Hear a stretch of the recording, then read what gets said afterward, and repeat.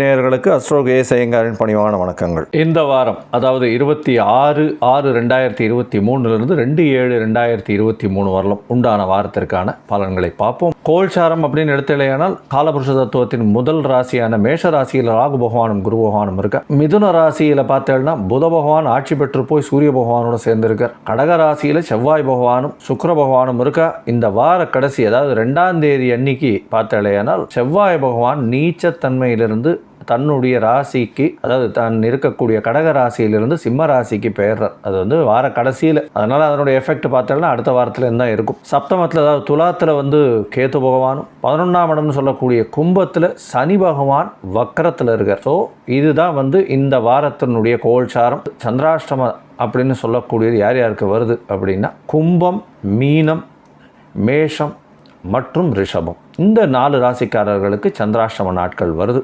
இந்த வாரத்தில் பார்த்தலையானால் இந்த சந்திராஷ்டம் வரக்கூடிய ராசிக்காரர்கள் எளிய பரிகாரம் அப்படின்னு சொல்லக்கூடிய சந்திரனுக்கு உண்டான நெல்லோ பச்சரிசியோ அது அருகில் இருக்கக்கூடிய விநாயகர் கோவிலையோ பக்கத்தில் இருக்கிற கோவிலில் தானம் கொடுத்துட்டு போகிறதன் மூலியமாக சந்திராஷ்டமத்தின் தாக்கம் குறையும். உங்களுடைய ராசிக்கு 8ஆம் இடத்துல சந்திர பகவான் மறையும் பொழுது இன்றைய கோச்சார பிரகாரம் சந்திராஷ்டமம்னு சொல்கிறோம். இதனால் புதிய முயற்சிகள் தவிர்ப்பது நல்லது. உங்களுடைய மனசு கிளேசப்படும்.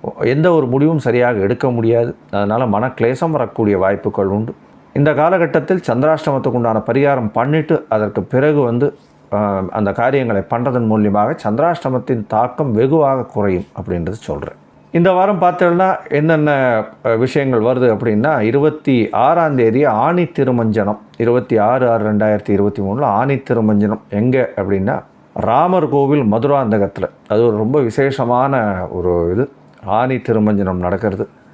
இந்த வாரம் பார்த்தலையானால் ஏகாதசி 29ஆம் தேதி, 1ஆம் தேதி அன்னைக்கு சனி பிரதோஷம், 30ஆம் தேதி அன்னைக்கு துவாதசி வருது. அதுவும் சர்வ ஏகாதசி சர்வ துவாதசி எல்லாம் ஃபுல் டேவாகவே வருது கிட்டத்தட்ட பார்த்தலையானால். அதனால் இந்த ஏகாதசிக்கு வைணவர்கள் விரதம் இருக்கிறது ரொம்ப விசேஷம். திரையோதசி சனிக்கிழமை வருது. அதனால் சனி பிரதோஷம் ரொம்ப விசேஷம்.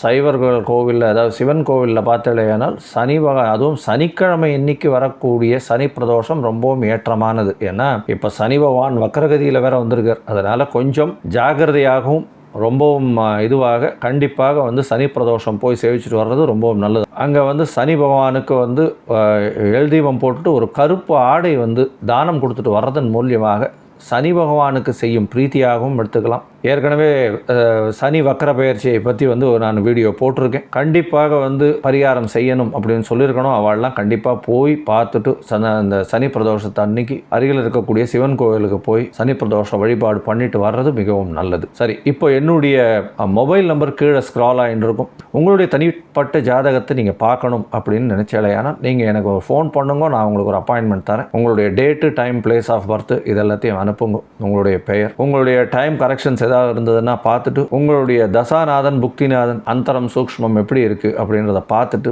உங்களுக்கு உண்டான பிரச்சனைகளுக்கு உண்டான ஏற்ற பரிகாரங்களுடன் உங்களுக்கு நான் சொல்கிறேன். என்ன நீங்கள் கான்டாக்ட் பண்ணுங்க. சரி, இப்போ ஒரு ராசிக்கா மேஷம் முதல் மீனம் வரை உண்டான பலன்கள் என்ன அப்படின்றது இந்த வாரத்துக்கு பார்ப்போம். அதாவது 26/6 2/7/2023 வரலும் உண்டான நாட்களுக்கு. துலாம், சித்திரை, சுவாதி, விசாகம் இந்த 3 நட்சத்திரம் 9 பாதங்களை கொண்ட ராசி. ராசியின் அதிபதினு சொல்லக்கூடியவர் சுக்கிர பகவான் ராசிக்கு 10ஆம் இடத்துல இருக்கிறது நல்ல விசேஷம். ஏன்னா 10ஆம் இடத்துல தொழில் ஸ்தானத்திலே இருக்கார். அதனால் பார்த்தேன்னா இந்த கலைத்துறையில் இருக்கவா, ஃப்ரீலான்சர்ஸு, இந்த கிளாத்திங் பிஸ்னஸ் பண்ணுறவா, கார்மெண்ட்ஸ் பிஸ்னஸ் பண்ணுறவா, அதை தவிர இந்த காய்கறி, ஃபுட்டு, பால் வியாபாரம் பண்ணுறவா, பால் 18 வியாபாரம் பண்ணுறவா, இவாளுக்கெல்லாம் பெரிய ஏற்றம் கிடைக்கக்கூடிய வாரமாக இந்த வாரம் அமையிறது. இந்த வாரத்தில் பார்த்தேன்னா சுக்கிர பகவான் செவ்வாயோடு சேர்ந்து இருக்கிறதுனால கொஞ்சம் ரியல் எஸ்டேட்டில் கொஞ்சம் ஸ்லம்ப் இருக்கும். இந்த தொழிலில் இருக்கக்கூடிய ரியல் எஸ்டேட்டில் இருக்கிறவாளுக்கு கொஞ்சம் ஸ்லம்ப் இருக்கும்.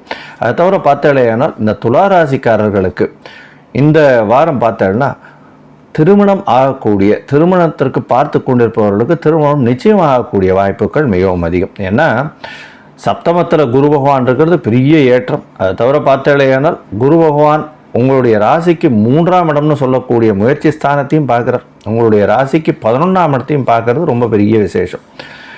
இந்த துலா ராசியில் இருக்கக்கூடிய நண்பர்களுக்கு பார்த்தலையானால் குரு பகவான் ரொம்ப ஒரு நல்ல ஒரு பொசிஷனில் இருக்கார். இப்போ உங்களுக்கு வக்கரகதியில் சனி பகவான் போகிறது நல்ல ஏற்றமாக இருக்கும், கவலைப்பட தேவையில்லை. ஏன்னா இன்னும் 5ஆம் இடத்துல தான் இருக்கார்.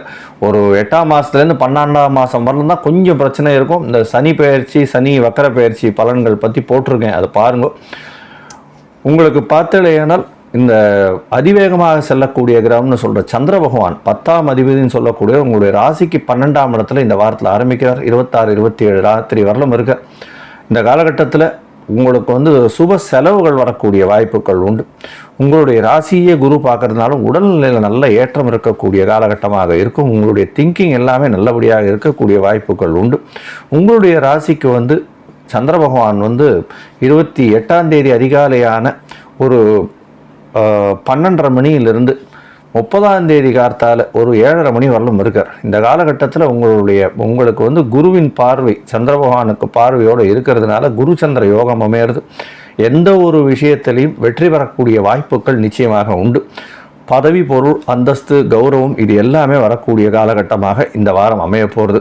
உங்களுடைய ராசிக்கு 2ஆம் இடத்துல அதாவது 30ஆம் தேதி கார்த்தால 7:30 மணியிலிருந்து 2ஆம் தேதி மத்தியானம் ஒரு 12:30 மணி வரலும் இருக்கார். இந்த காலகட்டத்தில் பௌர்ணமி சந்திர நிலவுக்கு நிகராக, அதாவது 10 ஏகாதசி துவாதசி எல்லாம் தாண்டி போயிடுறதுனால கிட்டத்தட்ட பௌர்ணமி கிட்ட வர்றதுனால சுபத்துவம் அடையக்கூடிய சந்திர பகவானாக இருக்கிறதுனாலையும் 2ஆம் இடத்துல இருக்கிறதுனாலையும் உங்களுடைய குடும்பம் வாக்கு தனஸ்தானத்தில் இருக்கிறதுனால உங்களுடைய குடும்பத்தில் நல்ல ஒரு சந்தோஷமான நிலைமை வரக்கூடிய வாய்ப்புகள் நிச்சயமாக இருக்கும். பேச்சில் நல்ல ஒரு ஏற்றம் இருக்கக்கூடிய காலகட்டமாக இருக்கும்.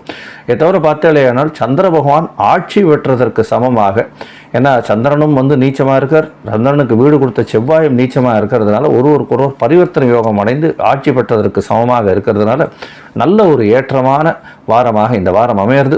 உங்களுடைய ராசிக்கு 3ஆம் இடத்துல சந்திர பகவான் 2ஆம் தேதி மத்தியானம் ஒரு 12:30 மணிக்கு மேலே போகிறார். அப்போ குருவினுடைய பார்வையும் இருக்குது, பௌர்ணமி யோகம் வரக்கூடிய காலகட்டமாக இருக்கிறதுனால கண்டிப்பாக உங்களுடைய முயற்சிகள் அனைத்தும் வெற்றியடையக்கூடிய வாய்ப்புகள் மிகவும் அதிகம். இதை தவிர பார்த்தீர்களேனால் இந்த வாரம் மொத்தமே துளாராசிக்காரர்களுக்கு நல்ல ஒரு ஏற்றமான வாரமாக இருக்குது.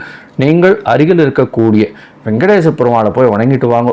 அங்கே தாயாருக்கு நெய் விளக்கு போடுறதும், அவர் பெருமாளுக்கு ஒரு துளசி மாலை போட்டுட்டு வர்றதும் நல்ல ஒரு ஏற்றத்தையும் மாற்றத்தையும் உங்களுக்கு கொடுக்கும். ஸ்ரீ குபேரன் டிவியை பார்த்தமைக்கு நன்றிகள். மேலும் இது போன்ற தகவல்களை தெரிந்து கொள்ள ஸ்ரீ குபேரன் டிவியை சப்ஸ்கிரைப் செய்யுங்கள். மறக்காமல் பெல் ஐக்கானை கிளிக் செய்யுங்கள்.